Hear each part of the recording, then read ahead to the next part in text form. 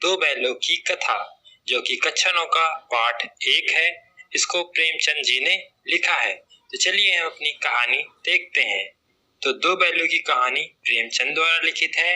इस कहानी के माध्यम से प्रेमचंद ने कृषक समाज और पशुओं के भावनात्मक संबंध का वर्णन किया है। उन्होंने बताया है कि सिर्फ मनुष्यों में ही नहीं, पशुओं और पक्षियों में भी आपस में प्रेम हो सकता है।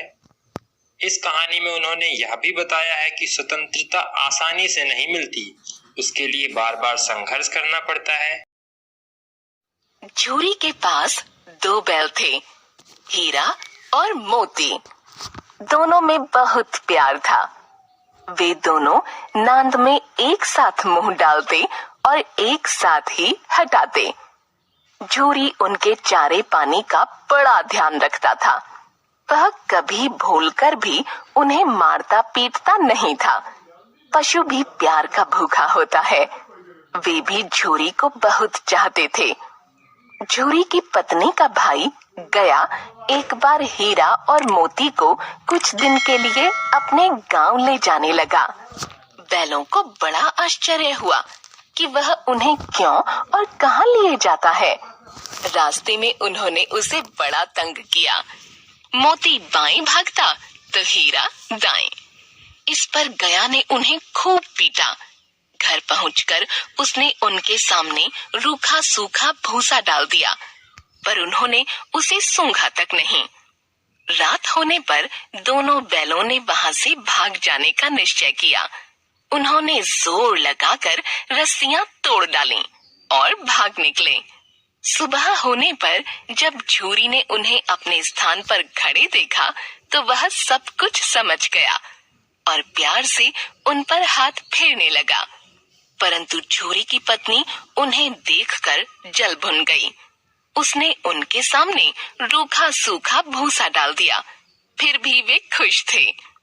अगले दिन गया फिर आया। इस बार वह उन्हें गाड़ी में जोत कर ले गया।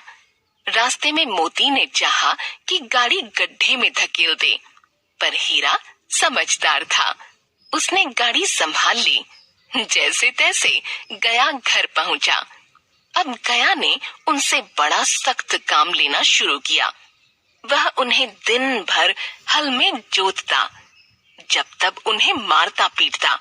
शाम को घर लाकर मोटे मोटे रस्सों से बांधकर उनके सामने रूखा सूखा भूसा डाल देता। वे लाचार निगाहों से एक दूसरे को देखते रहते। गया के घर एक छोटी सी लड़की रहती थी। वह बैलों की दुर्दशा देखती तो उसे बुरा लगता। वह रात को चुपके से उन्हें रोटी खिलाती।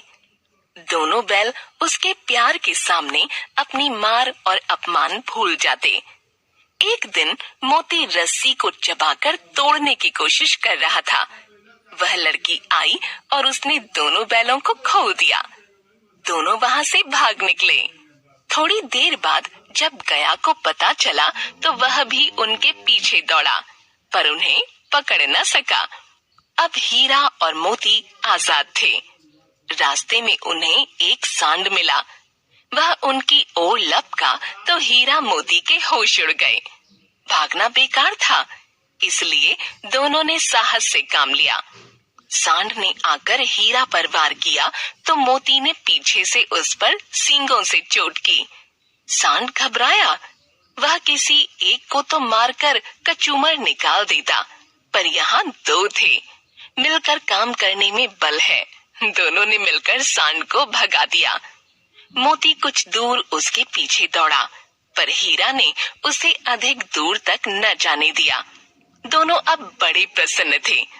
आगे चले तो रास्ते में मटर का खेत दिखाई दिया। भूख तो लग ही रही थी।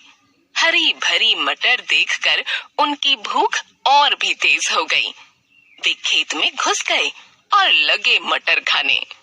अभी पेट भरा भी न था कि खेत के रखवालों ने उन्हें देख लिया और कांजी हौस में बंद करवा दिया। हीरा और मोती ने देखा कि कांजी हौस में और भी कई जानवर थे। भैंसे, घोड़े, घोड़ियां, गधे, सब के सब कमजोर और दुबले पतले। वहाँ किसी के लिए न चारे का प्रबंध था और न पानी का। यहाँ कहाँ फंसे, उन्होंने सोचा। रात हुई। मोती ने हीरा से कहा कि अगर दीवार तोड़ दी जाए तो बाहर निकला जा सकता है। उसने सींगों से दीवार गिराने का प्रयत्न किया। 2-4 चोटों में ही थोड़ी सी दीवार टूट गई। उसका उत्साह बढ़ा तो उसने और जोर से चोटें लगानी शुरू की। दीवार में रास्ता बनते ही पहले तो घोड़ियां भागीं, फिर भैंसें और बकरियां। मोती ने गधों को भी सींग मार मार कर भगा दिया। उसने हीरा से भी भाग निकलने को कहा, पर हीरा ने मना कर दिया। मोती मन मार कर रह गया।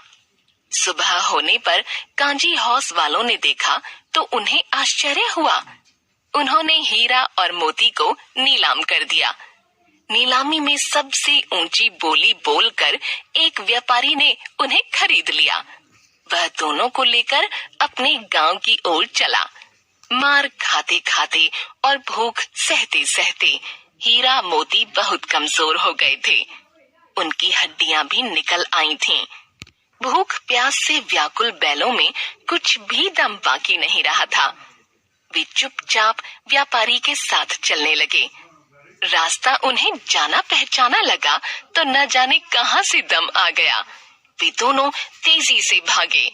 आगे आगे दोनों बैल, पीछे पीछे व्यापारी। पर जब तक वह उन्हें पकड़े तब तक दोनों बैल अपने घर पहुंच चुके थे।